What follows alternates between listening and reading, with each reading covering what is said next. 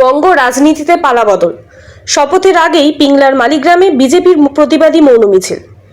বাংলায় রাজনৈতিক পট পরিবর্তন ঘটেছে। জনমতের রায়ে তৃণমূল কংগ্রেসকে পরাজিত করে রাজ্যের ক্ষমতায় আসীন হয়েছে বিজেপি। আজই কেন্দ্রীয় স্বরাষ্ট্রমন্ত্রী অমিত শাহ রাজ্যের পরবর্তী মুখ্যমন্ত্রী হিসেবে শুভেন্দু অধিকারীর নাম ঘোষণা করেছেন। কিন্তু এই জয়ের আবহেও বিষাদের ছায়া এবং চরম উত্তেজনা ছড়িয়েছে রাজনৈতিক মহলে। নির্বাচন পরবর্তী হিংসার বলি হয়েছেন শুভেন্দু অধিকারীর আপ্তসহায়ক চন্দ্রনাথ রথ। গত পরশু তাকে গুলি করে খুনের ঘটনায় উত্তাল গোটা রাজ্য। এই নৃশংস হত্যাকাণ্ডের প্রতিবাদে এবং নিহতের আত্মার শান্তি কামনায় আজ পশ্চিম মেদিনীপুর জেলার পিংলার মালিগ্রামে একটি মৌন মিছিল করল বিজেপি। এদিন বিকালে মালিগ্রাম নতুন বাজার এলাকা থেকে এই প্রতিবাদী মিছিলটি শুরু হয়। মিছিলে অংশগ্রহণকারী বিজেপি নেতাকর্মীদের প্রত্যেকের বুকে ছিল কালো ব্যাজ। মৌনভাবে তারা গোটা মালিগ্রাম এলাকা প্রদক্ষিণ করেন। মিছিল শেষে নিহত চন্দ্রনাথ রথের আত্মার চিরশান্তি কামনায় নীরবতা পালন করা হয়। মিছিলে উপস্থিত বিজেপি নেতাদের অভিযোগের আঙুল সরাসরি তৃণমূল কংগ্রেসের দিকে। তাদের দাবি, তৃণমূল কংগ্রেস সুপরিকল্পিতভাবে চক্রান্ত করে শুভেন্দু অধিকারীর আত্মসহায়ককে হত্যা করেছে। আগামীকাল নতুন সরকারের শপথ গ্রহণ অনুষ্ঠান।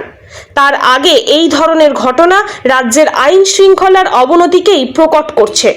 বিজেপির নেতৃত্বের দাবি, যারা এক মায়ের কোল খালি করেছে তাদের যেন দ্রুত চিহ্নিত করে কঠোরতম শাস্তি দেওয়া হয়।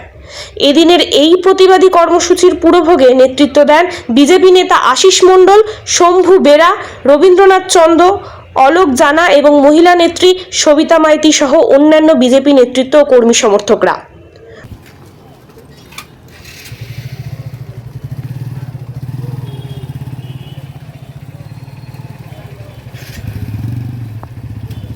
জয় হিন্দ, বন্দে মাতরম।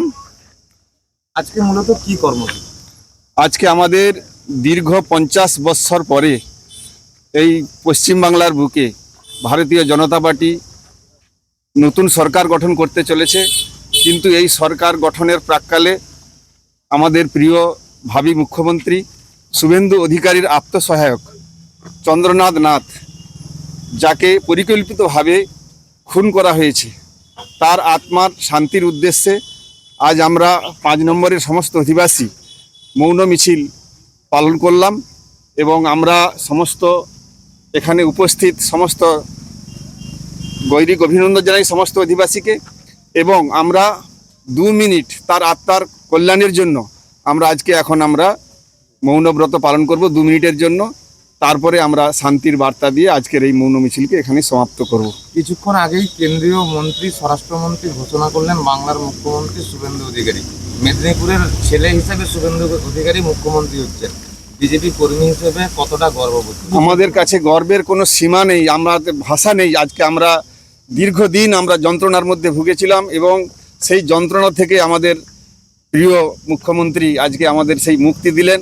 আমরা তার কাছে, আমাদের পুরো পশ্চিমবাংলাবাসী তার কাছে আমরা খুবই আশাবাদী যে তিনি আমাদের সমস্ত রকম এই যন্ত্রণা থেকে মুক্ত করে আগামী দিনে বাংলাকে একটা সঠিক সোনার বাংলার উপহার দিবেন, এই আমরা আশা করি।